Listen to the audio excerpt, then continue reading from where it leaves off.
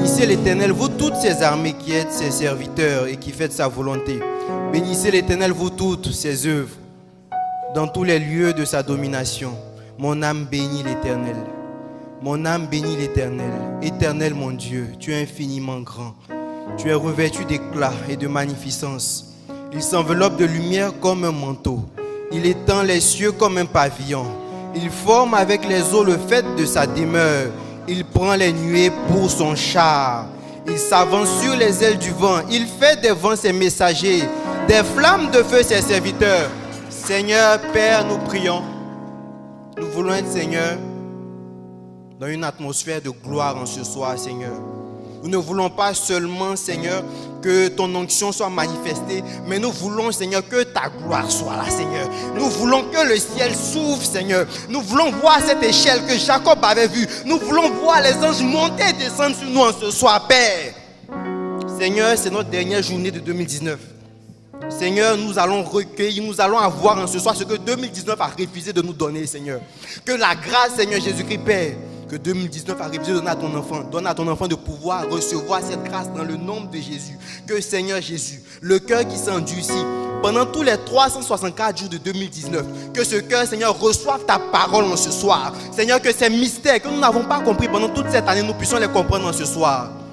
Mon Père, béni soit ton nom, Seigneur. Merci pour, Seigneur, je dirais le char de Tunisie et sa cavalerie en ce soir. Gloire, louange à toi au nom de Jésus. Amen. Est-ce qu'on peut s'asseoir ensemble dans la présence de Dieu? Est-ce qu'on peut ensemble s'asseoir? Nous sommes le groupe biblique universitaire et on va faire beaucoup de lectures ce soir. On va beaucoup lire la parole de Dieu. Avant que je vous partage le message que le Seigneur a mis à mon cœur. Le premier texte que nous lirons est 1 Corinthiens, le premier épître de Paul aux Corinthiens, le chapitre 2. À partir du verset 7. 1 Corinthiens, le chapitre 2, à partir du verset 7. Voilà, merci, c'est affiché. 1 Corinthiens 2, à partir du verset 7. Je lis la parole de Dieu. Nous prêchons la sagesse de Dieu, mystérieuse et cachée, que Dieu, avant les siècles, avait destinée pour notre gloire. Sagesse qu'aucun des chefs de ce siècle n'a connue, car s'ils l'eussent connue, ils n'auraient pas crucifié le Seigneur de notre gloire. Mais comme il est écrit, ce sont des choses que l'œil n'a point vues, que l'oreille n'a point entendues, et qui ne sont point montées au cœur de l'homme, des choses que Dieu a préparées pour ceux qui l'aiment. Dieu nous les a révélées par l'Esprit, car l'Esprit sonde tout, même les profondeurs de Dieu. Lequel des hommes, en effet, connaît les choses de l'homme, si ce n'est l'Esprit de l'homme, si ce n'est qui est en lui? De même, personne ne connaît les choses de Dieu, si ce n'est l'Esprit de Dieu. Or, nous n'avons pas reçu l'Esprit du monde, mais l'Esprit qui vient de Dieu, afin que nous connaissions les choses que Dieu nous a données par sa grâce. Le deuxième passage se situe dans le premier livre de la parole de Dieu, le livre de Genèse, le commencement. Genèse, le chapitre 2, au verset 7. L'Éternel Dieu forma l'homme de la poussière de la terre, et il souffla dans ses narines un souffle de vie, et l'homme devint un être vivant. Puis l'Éternel Dieu planta un jardin en Éden, du côté de l'Orient. Il y mit l'homme qu'il avait formé. La dernière lecture est dans le livre de Romains, le chapitre 7. Comme je vous l'avais dit, on va beaucoup lire la parole de Dieu aujourd'hui. J'aime la parole de Dieu. Est-ce qu'il y a une personne qui aime la parole de Dieu ici?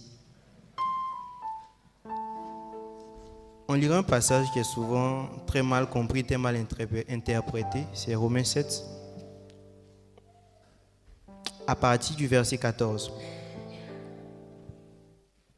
On lira à partir du verset 12 pour faciliter la compréhension.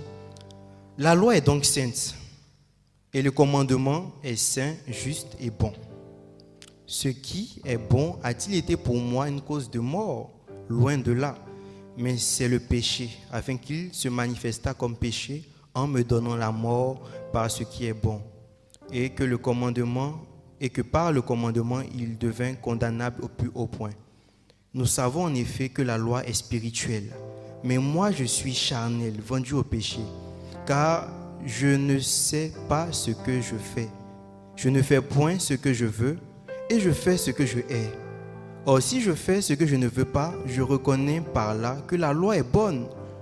Et maintenant, ce n'est plus moi qui le fais, mais c'est le péché qui habite en moi. Ce qui est bon, je le sais, n'habite pas en moi, c'est-à-dire dans ma chair.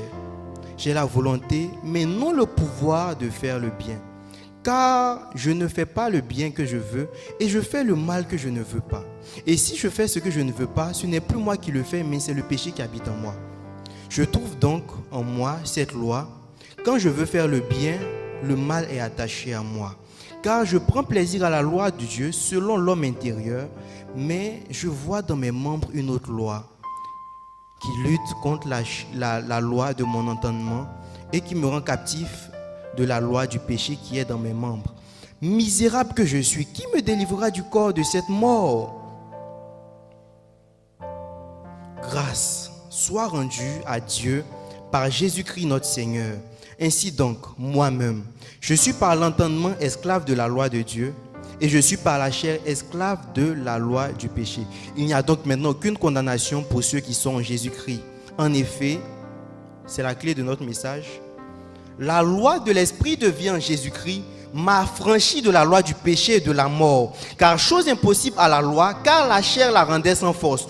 Dieu a condamné le péché en sa chair en envoyant à cause du péché son propre Fils dans une chair semblable à celle du péché.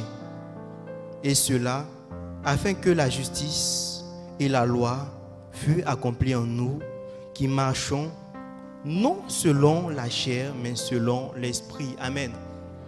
Dans la parole de Dieu, pour mieux comprendre les Écritures, il y a ce qu'on appelle le dispensationalisme. C'est une science qui étudie la parole de Dieu selon le contexte des écrits. On peut voir le diapo suivant, s'il vous plaît, à la technique. On peut voir qu'il y a plusieurs dispensations dans la parole de Dieu, mais la plupart des chrétiens s'entendent sur l'existence de 8 dispensations. La première, c'est celle de la conscience. Oui. Tu peux avancer. Voilà, c'est celle de l'innocence plutôt. L'innocence depuis la création jusqu'au péché d'Adam et Ève. L'innocence qui prend fin. Ensuite naît la conscience. Voilà, dans laquelle nous sommes jusqu'à présent. Après la conscience, pendant la conscience, il y a plusieurs sous-dispensations. Oui. Avançons, suis-moi. Il y a le gouvernement humain. Genèse 11, la tour de Babel, jusqu'à aujourd'hui. Après, il y a la promesse avec Abraham et la naissance du peuple juif, du peuple d'Israël. La promesse qui a été faite par Abraham et à ses descendants. Après, il y a cette dispensation que tout le monde connaît, celle qu'on appelle la loi. Voilà, la loi. Et jusqu'à la venue de Christ, il y a 2000 ans, a débuté maintenant la grâce ou encore la dispensation de l'Église. Et après, on parle du règne millénaire de Christ, une autre dispensation. Et encore, oui, tu peux avancer. Après le millénium, il y aura maintenant le retour de Christ. Voilà, c'est vraiment sur ces thèmes que la plupart des chrétiens s'entendent. Bien, par dispensation, on entend époque. Une dispensation est une époque, c'est une période, c'est un temps. Le mot dispensation signifie également économie. En fait, une dispensation est caractérisée par une certaine relation entre Dieu et les hommes. Et Dieu, dans chacune des dispensations, donne son salut ou distribue son salut selon certaines normes qu'il connaît et qu'il établit. On peut dire que la manière dont les chrétiens la manière dont les personnes qui ont été dans la loi seront jugées est différente de la manière dont nous serons jugés pendant la période de la grâce, qui est la période dans laquelle nous sommes. Et comme je l'avais dit, la toute première dispensation, c'est celle de l'innocence. Et au travers de l'innocence, dans l'innocence plutôt, il y a une très belle histoire. L'histoire de Dieu qui créa les cieux et la terre et qui créa l'homme et la femme. D'abord, Genèse 1, verset 27 qui dit, je vais lire à partir du verset 26 qui dit, puis Dieu dit, faisons l'homme à notre image, selon notre ressemblance, et qu'il domine sur les poissons de la mer, sur les oiseaux du ciel, sur le bétail et sur toute la terre et sur tous les reptiles qui rampent sur la terre. Au verset 27, on dit, Dieu créa l'homme à son image. Il le créa à l'image de Dieu. Il créa l'homme et la femme. Donc Dieu a d'abord créé l'homme et la femme, de l'hébreu bara pour dire créer, je pense que les Ivoiriens ont été inspirés quand ils utilisent le mot bara pour dire travail. Parce que bara en hébreu signifie créer. Et quand on travaille, on crée des choses. Lorsqu'il a créé l'homme, ensuite en Genèse chapitre 2, on voit que Dieu maintenant forme l'homme. Donc au verset 7 que nous avons lu, Dieu a formé l'homme. Formé, c'est maintenant l'hébreu yatsar, qui signifie former, façonner. Et il a formé l'homme de la poussière de la terre. Et qu'est-ce qui s'est passé? Il a mis en lui son souffle. On dit, il souffla dans ses narines un souffle de vie et l'homme devient un être vivant. Dans d'autres versions, on dit l'homme devient une âme vivante. Donc, c'est-à-dire que le corps de l'homme était là et c'est la présence du souffle, c'est-à-dire de l'esprit, plus du corps qui a donné maintenant l'âme, ce qu'on appelle une nefesh. Voilà. Et ce qui a donné l'âme, c'est-à-dire la présence de l'esprit et puis du corps qui a donné maintenant l'âme. J'ai bien envie qu'on puisse comprendre ce que c'est que l'esprit de l'homme, comprendre ce que c'est que l'homme. On dit que l'homme est trinitaire, l'homme a un esprit, l'homme est plutôt esprit, il a une âme et il vit dans un corps. Est-ce qu'on est d'accord? Est-ce qu'on me suit? On peut faire un pli si on me suit. Donc l'homme est d'abord esprit, il a une âme et il vit dans un corps. C'est important de savoir ce que c'est que l'esprit dans Proverbe 20, verset 27, le suivant. On dit que le souffle de l'homme est la lampe de l'Éternel, il pénètre jusqu'au fond des entrailles. Voilà. Donc, le souffle de l'homme ou encore l'esprit de l'hébreu ruach est la partie divine en l'homme. Ça va? C'est la partie que Dieu a mis en l'homme. D'ailleurs, Ecclésiaste 3, verset 10 dit que Dieu a mis en l'homme ce qu'on appelle la conscience de l'éternité. Il a mis dans le cœur de l'homme. Dans la Bible, lorsqu'on parle du cœur, on fait souvent et très souvent allusion à l'esprit. Voilà. Donc, il a mis dans l'esprit de l'homme ce qu'on appelle la conscience de l'éternité. Voilà. Donc, quand Dieu a créé l'homme, il a mis son esprit en lui. Voilà. Et le terme utilisé pour dire esprit, c'est ruach en hébreu. Voilà. Je sais pourquoi j'insiste sur ces différentes notions. Donc, ça, c'était l'état de l'homme avant la chute. Donc, l'homme était un être totalement spirituel. Il avait une âme et il vivait dans un corps. Mais ce qui s'est passé maintenant, après la chute, dans Genèse 3, on voit que, je vais lire une partie, lorsque le serpent parla à la femme, dans Genèse 3, verset 6, on dit, la femme vit que l'arbre était bon à manger, agréable à la vue, qu'il était précieux pour ouvrir l'intelligence. Elle prit de son fruit et en mangea, et elle donna aussi à son mari qui était auprès d'elle, et il en mangea. Voilà, donc les yeux de l'un et l'autre s'ouvrirent et ils virent qu'ils étaient nus. Donc on voit là ce qu'on appelle le péché originel. C'est de par le péché d'Adam et d'Ève, le fait qu'ils aient mangé au fruit défendu, ils aient mangé le fruit défendu. On voit là qu'est venu maintenant dans le monde ce qu'on appelle la mort spirituelle. Voilà. Donc la mort spirituelle ne signifie pas que notre esprit est totalement mort. Est-ce qu'on est d'accord? Parce que si notre esprit était totalement mort, nous ne serions plus sur terre. Parce que dans Ecclésiaste 12, versets 8 à 9, on dit lorsque le cordon d'argent se brise, c'est-à-dire lorsqu'on meurt, le vase d'or se rompt, on dit que l'esprit retourne à Dieu et le corps il retourne à la terre. D'accord? Voilà, c'est ça. Donc, on dit aussi dans Matthieu 27, le verset 50, lorsque Christ est mort, on dit qu'il a rendu l'esprit. On dit qu'il rendit l'esprit. Voilà, Christ a rendu l'esprit. Donc, la mort spirituelle ne veut pas dire que l'esprit est totalement mort. Ça veut plutôt dire, en fait, le mot mort signifie absence de contact avec le milieu extérieur.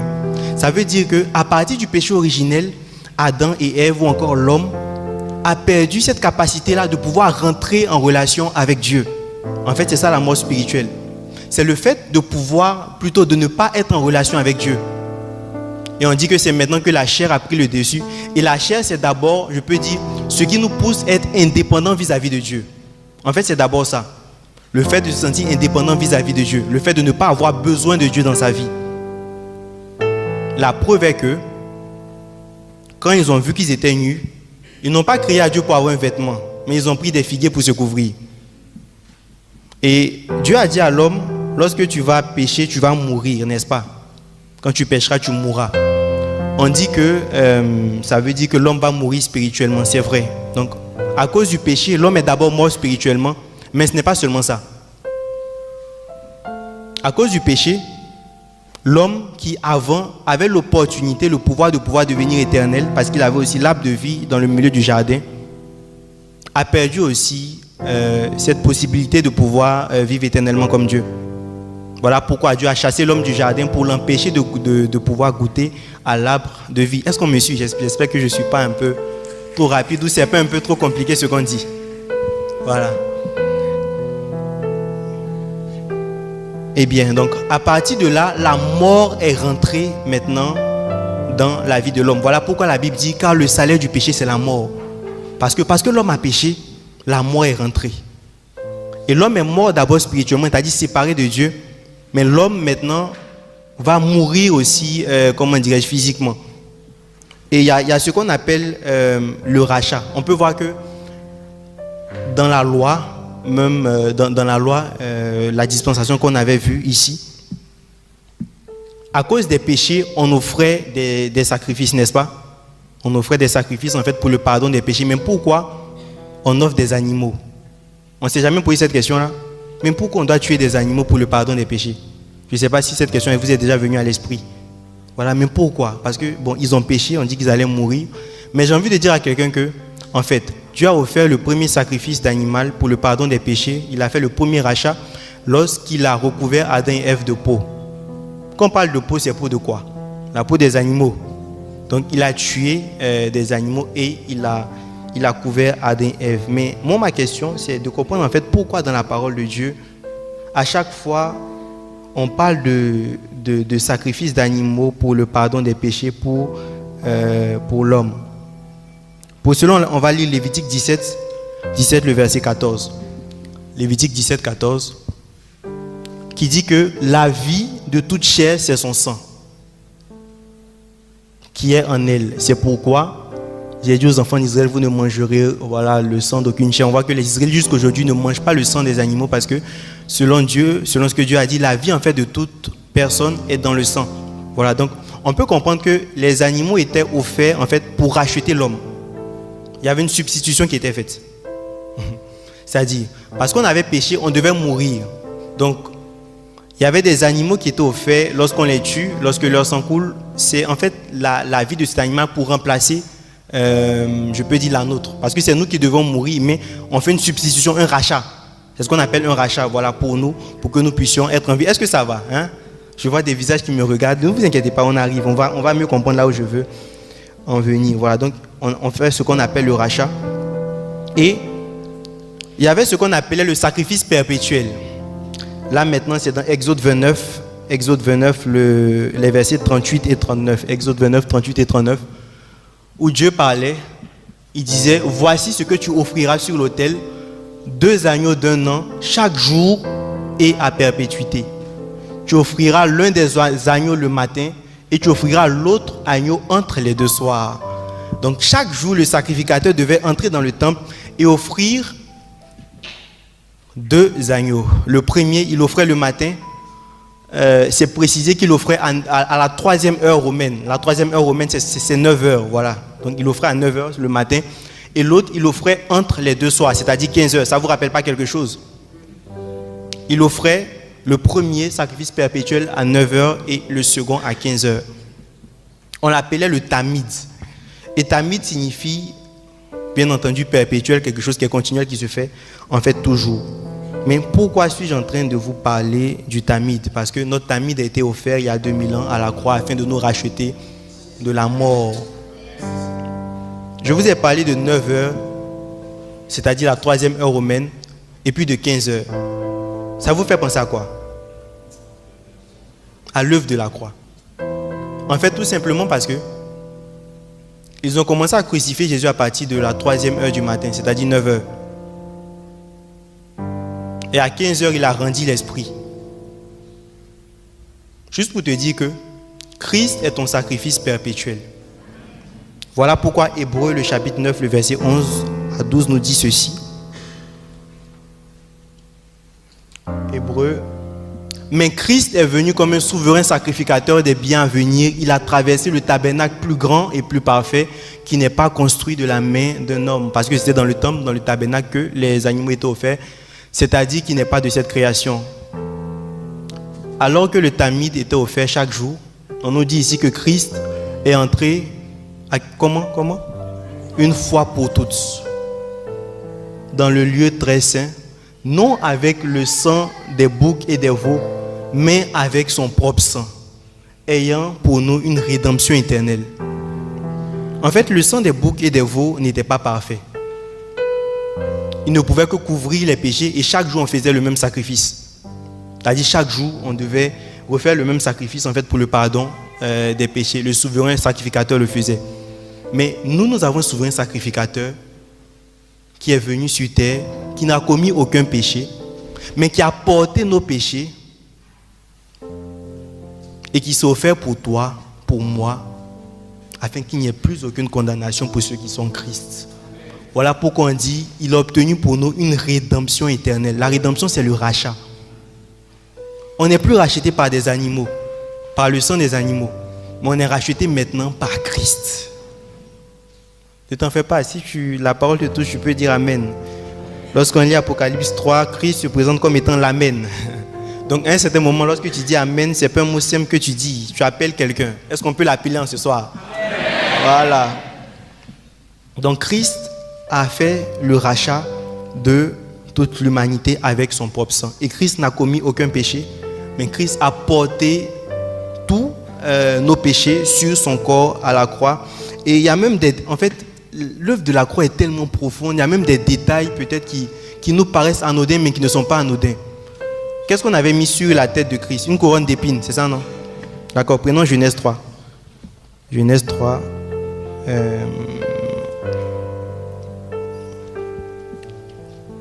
Genèse 3. Lorsque Dieu a maudit terre, Genèse 3, il dit l'inimitié puisque tu écoutais ma voix. La souffrance. Voilà. Genèse 3, verset 18. Bon, on va lire à partir du verset 17. Il dit à l'homme, puisque tu écoutais la voix de la femme et que tu as mangé l'arbre au sujet duquel je t'avais donné ce ordre, tu n'en mangeras point. Le sol sera maudit à cause de toi, et c'est à force de peine que tu en tireras de la nourriture tous les jours de ta vie. Il te produira quoi? Des épines et des ronces. C'est-à-dire que même les malédictions, Christ les a portées sur lui au travers des épines. Juste pour te dire qu'en tant qu'enfant de Dieu, tu n'es plus maudit. Parce que Christ n'a pas seulement porté tes péchés, il a aussi porté tes malédictions. On dit aussi dans Colossiens 2 qu'il a effacé, il a dépouillé les dominations, les autorités, il les a livrées publiquement en spectacle et qu'il a effacé l'acte dont les ordonnances te condamnaient. Bien-aimé, l'œuvre de Christ est tellement profonde.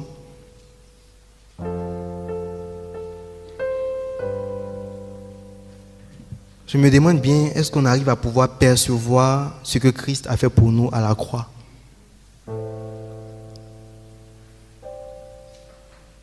Et c'est grâce à la croix que nous avons aujourd'hui la possibilité d'avoir l'Esprit de Dieu qui habite en nous.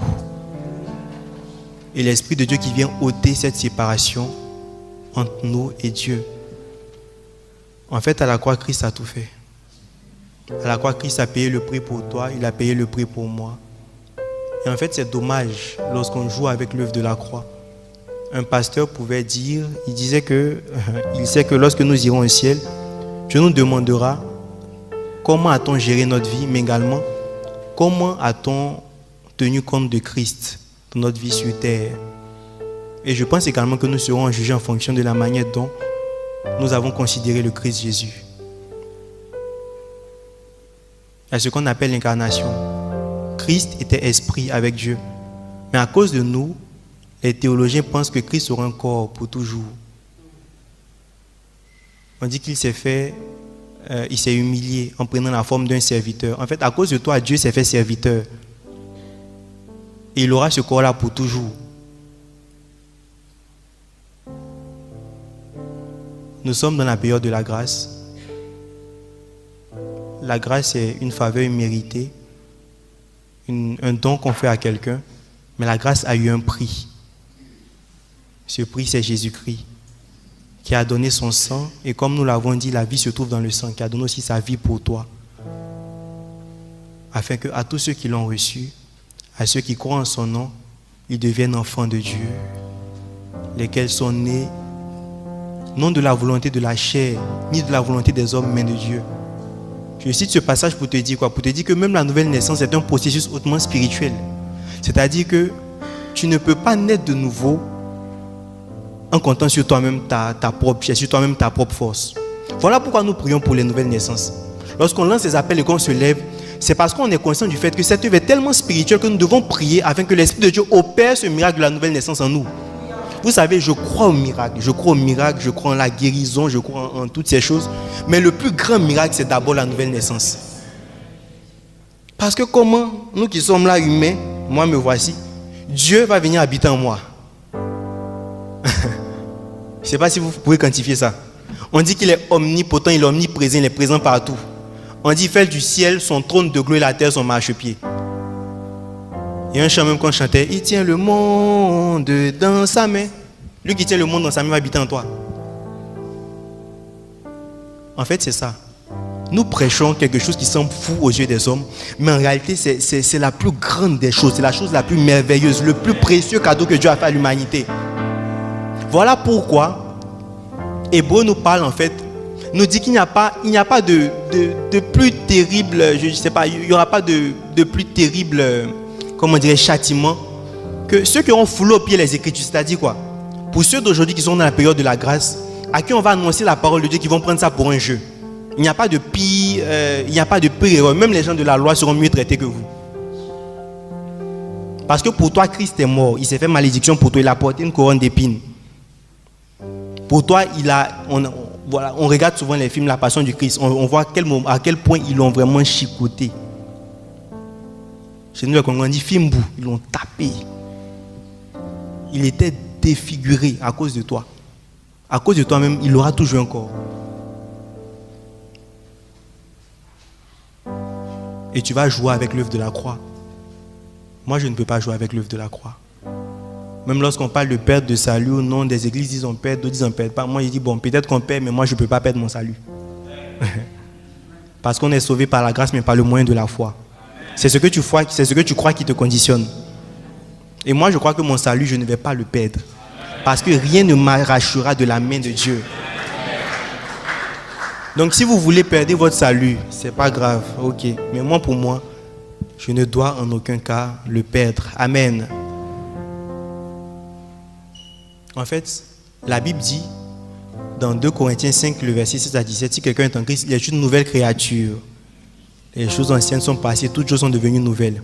En fait, j'ai envie de reformuler pour vous dire que quand on vient à Christ, en fait, certes, on devient une nouvelle personne, mais on devient la personne qu'on devait être avant le péché. Parce que c'est le péché qui nous a séparés de Dieu. Donc, quand tu acceptes Christ, c'est maintenant que tu commences ta vie. C'est maintenant que tu reçois l'essence de ta vie. Et quand tu vis sans avoir Christ, en fait, tu penses que tu vis, mais tu ne vis pas. Chez nous, on dit c'est comme un poulet qui est sans propriétaire. C'est-à-dire, il est là, il marche, il est content, mais en fait, il n'est pas en train de vivre. Sa vie n'a aucun sens. Mais c'est lorsque tu acceptes Christ que tu reçois effectivement et quand tu rentres vraiment dans le but de ta vie sur terre. Quand Dieu a créé l'homme en tant qu'esprit, il lui a donné sa mission. Donc, c'est-à-dire que notre esprit est conscient de notre mission. Et c'est quand on vient à Christ qu'on peut être véritablement conscient de notre vie sur terre. En fait, c'est pour ça que dans le monde dans lequel nous sommes aujourd'hui, il y a deux types de personnes qui émergent, qui sortent de l'ordinaire.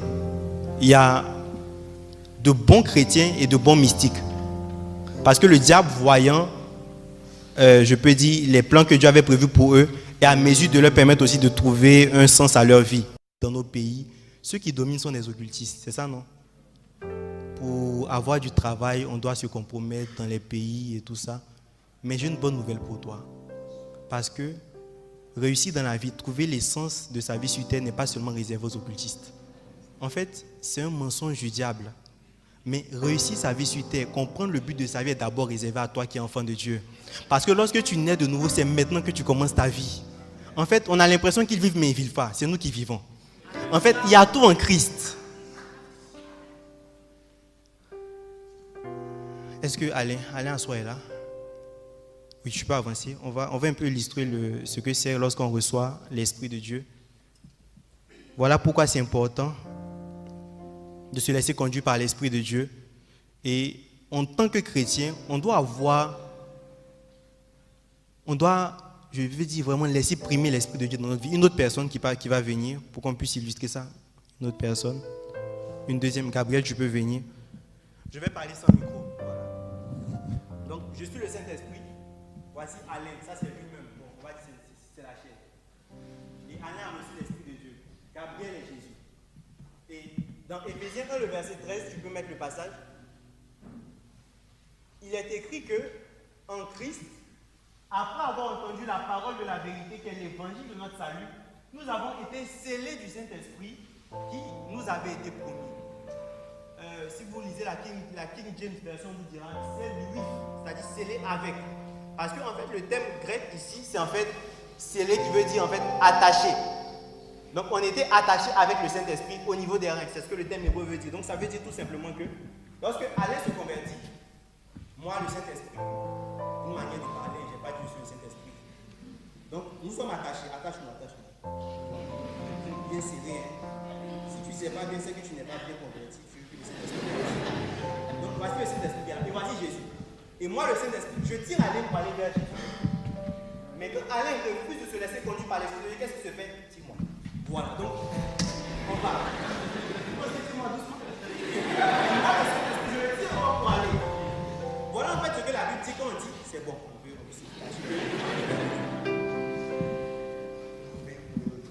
En fait, c'est ce que la Bible dit quand elle dit que en fait, l'esprit et la chair sont opposés entre eux. En fait, c'est ce combat qui se fait. Juste pour te dire que même toi, chrétien, lorsque tu reçois l'Esprit de Dieu et que tu vas pécher, tu pêches aussi avec le Saint-Esprit qui est en toi. Il ne va pas, il est en toi. Tu l'as reçu, c'est une personne qui est venue habiter en toi. Ce n'est pas seulement une puissance du Saint-Esprit, mais c'est aussi une personne. Donc lorsque tu vas pécher avec lui. Voilà pourquoi tu l'attristes. Mais lorsque tu te laisses conduire par lui, lui il t'emmène maintenant vers Christ. Voilà pourquoi son rôle est de nous rappeler toutes les choses que Christ a dit. Son rôle également de pouvoir nous enseigner toutes les choses que Christ a dit. Et son rôle est de pouvoir t'aider à pouvoir tenir ferme face au péché, face même à la maladie. Car la Bible dit que la loi de l'esprit de vie, la Bible dit que la loi de l'esprit de vie en Jésus m'a franchi de la loi du péché et de la mort. C'est-à-dire que parce que j'étais mort spirituellement dans mes membres, ma chair me poussait à m'éloigner de Dieu. Ma chair me poussait à aller vers ce qui est mauvais. Bien aimé, le péché est mauvais. Le péché est sale. Combien de maladies on peut avoir de par l'impudicité, de par, je dirais, toutes sortes de choses. En plus, le péché même coûte de l'argent.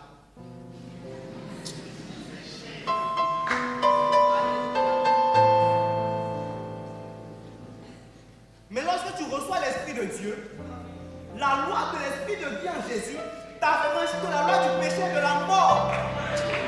Chers frères et sœurs en Christ, arrêtons de mentir pour dire, en fait, même Paul, le mal qu'il ne voulait pas faire, c'est ça qu'il faisait. En fait, comprenons bien le passage.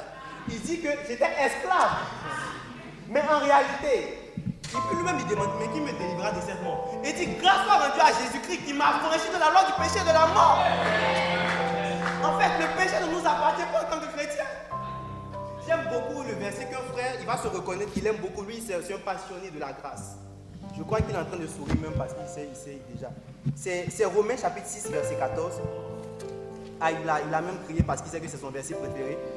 Qui dit, car le péché n'aura point de pouvoir sur vous, puisque vous êtes non sous la loi, mais sous la grâce. Parce que je vis sous la grâce n'est pas pour moi une occasion de pécher, mais la grâce est ce qui me donne la victoire sur le péché.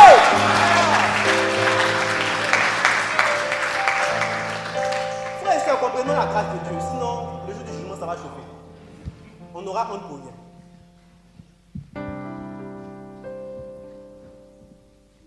Et en réalité, la grâce est marquée par une personne, par l'envoi d'une personne.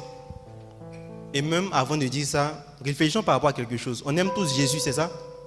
On aurait tous voulu à l'époque où Jésus était là, voulu vivre à l'époque où Jésus était là. Moi, j'aurais bien voulu être Pierre. Non, comme je m'appelle Jean, j'aurais voulu être Jean. Comme ça, quand Jésus allait me coucher un peu sur sa poitrine, Rabbi. On aurait tous voulu être des pierres, tout ça, qui vont fréquenter Jésus, le côtoyer. C'est ça, non? Mais Christ nous dit une chose, il nous dit que il est avantageux pour nous qu'il s'en aille. C'est ça? Parce que Pierre lui-même, quand Jésus était là, Pierre n'était pas converti. Voilà pourquoi il dit, le diable t'a réclamé, j'ai prié pour que ta foi ne défaille point. Quand tu seras converti, affermis tes frères. En fait, c'est pour ça qu'il était avantageux pour nous que Christ parte. Parce que quand il était là, il était à côté de nous, il était avec nous. Donc, les disciples, les apôtres pouvaient chasser des démons, pouvaient guérir des malades. Là, c'est quand il était là. Il y a même d'autres personnes qui, à force de le regarder, étaient en mesure de faire les mêmes choses que les disciples faisaient. D'autres chassaient aussi des démons. Les disciples ont voulu l'en empêcher, mais il leur a dit non, ne faites pas ça. Mais en fait, il nous a dit qu'il était avantageux pour nous qu'il parte, parce qu'il nous enverra quelqu'un, un consolateur, qui est une personne, mais qui est aussi une puissance, qui survient sur nous, afin que nous soyons des témoins à Kinshasa, à Abidjan, à Libreville, à Brazzaville. Pendant que vous pouvez rester peigné à votre place, vous allez jouer. Pendant qu'ils sont en train de jouer, j'aimerais que pendant que le chant aussi passera, que tu désires de tout ton cœur recevoir l'Esprit de Dieu. Tu désires de tout ton cœur être rempli de l'Esprit de Dieu. Nous allons être remplis de l'Esprit de Dieu parce que nos frères et nos sœurs à la fac ont besoin de le connaître. Nos frères et sœurs à la fac ont besoin de rencontrer Jésus. Et nous avons peur d'évangéliser. Et j'ai envie de te dire que les choses dont tu as peur ont elles-mêmes peur de toi. En effet, doucement un peu les musiciens s'il vous plaît. Tu peux les diminuer un peu. En fait, les choses dont nous avons peur ont elles-mêmes peur de nous parce que le peuple d'Israël avait peur d'entrer à Jéricho parce qu'il y avait des géants, n'est-ce pas? Mais lorsqu'ils sont allés chez Rahab 40 ans après, elle a dit, nous avons entendu ce que Dieu a fait lorsque vous étiez sortis d'Égypte, ce que votre Dieu avait fait. Et nous avons eu peur, nous avons construit une muraille. C'est-à-dire que les géants dont tu as peur ont eux-mêmes peur de toi. C'est-à-dire que les géants qui ont tenu nos familles captives ont eux-mêmes peur de nous. Et tu as besoin de l'Esprit de Dieu pour avoir la victoire. Tu as besoin de l'Esprit de Dieu pour amener des captifs à Christ. Tu as besoin de l'Esprit de Dieu pour toi-même marcher dans la sainteté. Tu as besoin de l'Esprit de Dieu pour être guéri de la maladie qui te fatigue depuis longtemps. Tout l'honneur, on va tous demander au Saint-Esprit de nous remplir. On va tous demander à l'Esprit de Dieu de nous remplir.